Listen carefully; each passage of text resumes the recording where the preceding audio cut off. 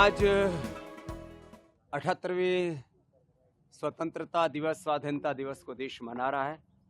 प्रथम तो सभी देशवासियों को 78वें स्वतंत्रता दिवस की शुभकामनाएं और 5 लाख से ज़्यादा वीर वीरांगनाओं की शहादत, बलिदान, शौर्य की बदौलत जो हमने ये आज़ादी पाई है, उन तमाम वीर वीरांगनाओं, ऋषि ऋषिकाओं के प्रति कृतज्ञता का भाव अपने हृदय में संजो करके समस्त ऋषि ऋषिकाओं, वीर वीरांगनाओं के सपनों को पूरा करने के लिए प्रतिबद्ध होने का दिवस है।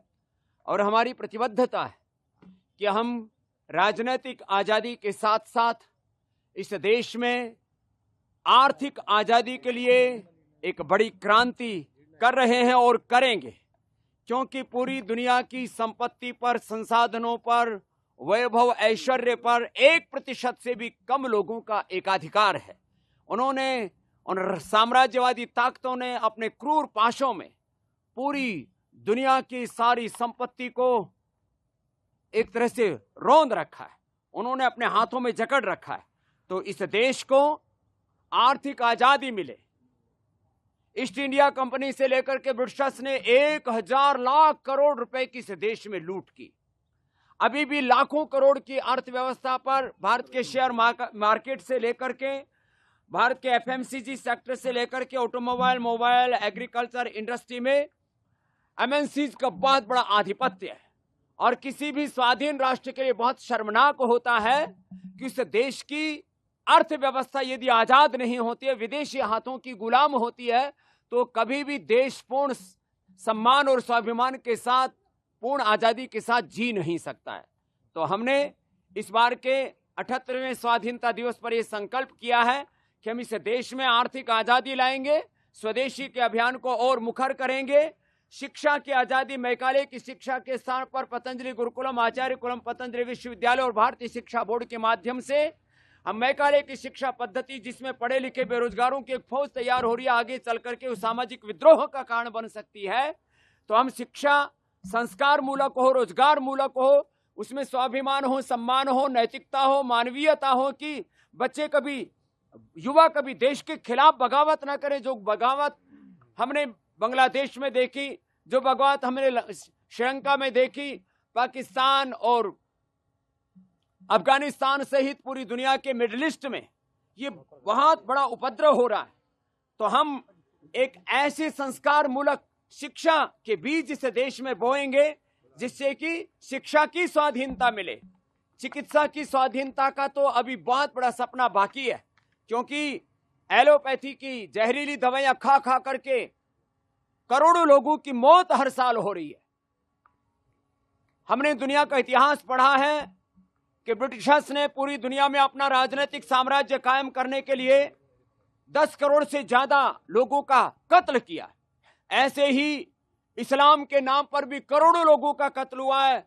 लेनिन, मार्क्स और माओ की जो क्रांतियों के नाम पर कत्ल हुआ है, विश्व युद्धों में और अलग अलग त्रासदियों में करोड़ों लोग मारे गए।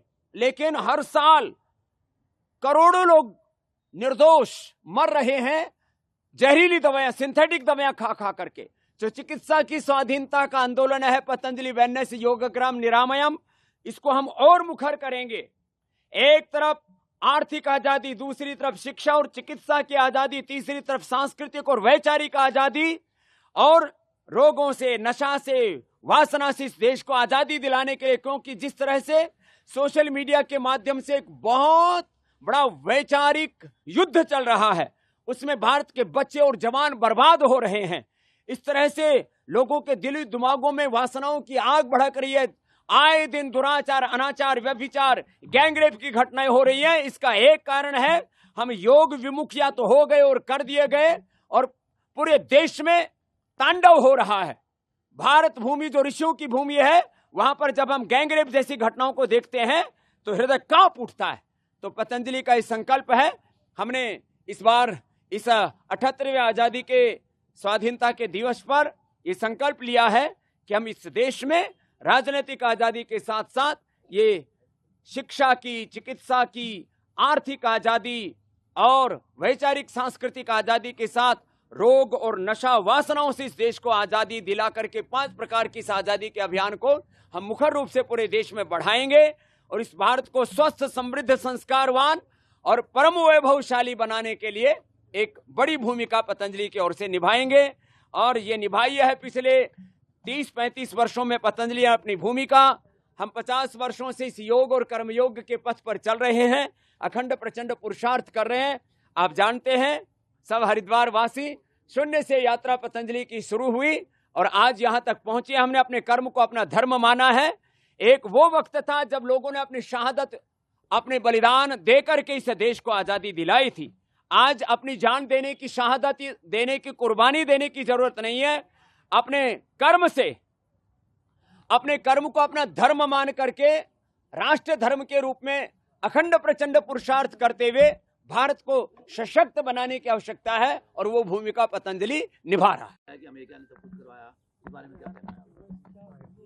देखो, भारत की आजादी के लिए भारत के वीर वीरांगनाओं ने अपने प्राण दिए हैं। भारत की एकता, अखंडता, संप्रभुता और भारत की आजादी की रक्षा के लिए भी भारत ने अपना पुरुषार्थ और पराक्रम किया है। हमने आजादी किसी की दया और रहमत से नहीं पाई और आजादी की रक्षा भी हम खुद करने में सक्षम। बांग्लादेश को भारत ने बनाया, आज भारत में लोगों पे हमला हो रहे हैं और कहा जा रहा है कि अमेरिका ने सब कुछ करवाया वहाँ पे। इस बारे में क्या कहना है जी आपका?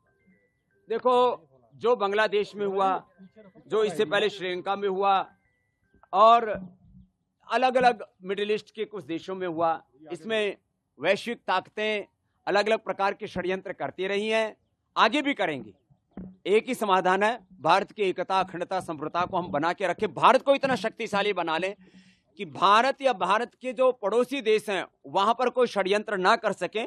और जहां तक बांग्लादेश में हमारे जो अल्पसंख्यक हिंदू भाई हैं, उनके ऊपर जो रोज उनकी हत्याएं हो रही हैं, उनके व्यावसायिक प्रतिष्ठानों पर, हमारे मंदिरों पर जो आक्रमण हो रहे हैं, उन आक्रमणों को वहां की सरकार तुरंत रोके। नहीं तो भारत इतना सक्षम है, भारत की सेनाएं इतनी सक्षम है। हम राजनीतिक दृष्टि से, कूटनैतिक दृष्टि से, सामाजिक और वैश्विक दृष्टि से आज इतने शक्तिशाली तो हैं कि हमारे निर्दोष हिंदुओं पर कोई अत्याचार नहीं कर सकता। और यदि अत्याचार नहीं रुका तो इसका अंजाम बहुत बुरा होगा। वहां की जो नफरत फैलाने वाली जो ताकतें हैं, जमायत इस्लामी से लेकर के और तमाम तरह की जो मजहबी उन्माद में डूबी हुई है, उनको सबक लेना चाहिए, नहीं तो उनका भी समूल नाश हो जाए। गुरुदेव, जो इसमें जातीय जनगणना की बात की जा रही है लगातार इंडिया गठबंधन, सड़कों से लेकर के संसद तक जातीय उन्माद देश में पैदा करना, मजहबी उन्माद पैदा करना, ब्राह्मण, क्षत्रिय, वैश्य, शूद्र, आदिवासी, दलित, वनवासी भारतीयों को आपस में लड़ाना, अगड़े पिछड़ों का विभाजन और ओबीसी, दलित, मुस्लिम, कोई अलग अलग प्रकार के कुछ साठगांठ करके देश की सत्ता पर काबिज होने के कुछ लोग सपने देख रहे हैं। किसी भी कीमत पर हमको देश को जातियों में नहीं बंटने देना है।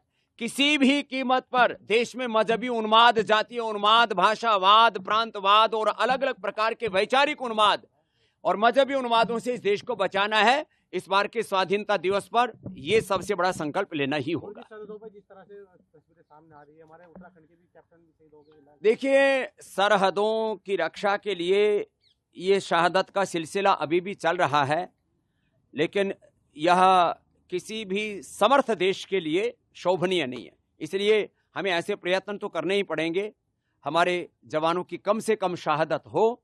और यदि कहीं कोई भी शहादत होती भी है तो एक के बदले 10 का सिर काटने का साहस भारत में है और वो दिखना चाहिए।